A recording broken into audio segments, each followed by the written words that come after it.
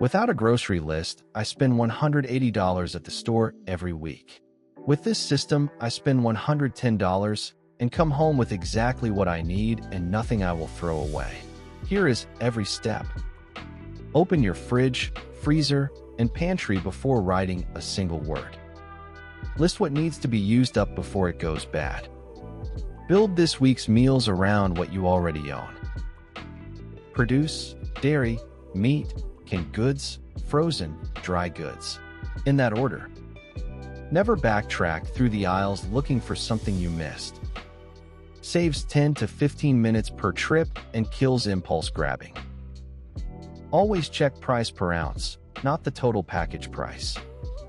The big box is not always the cheapest. Check every time. Most stores show the unit price on the shelf label in small print. Produce, meat, and dairy live on the edges of every grocery store. Processed and expensive food lives in the middle aisles.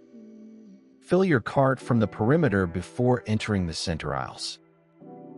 Hunger turns a $110 list into a $160 cart every single time. Eat something, anything, before you walk in.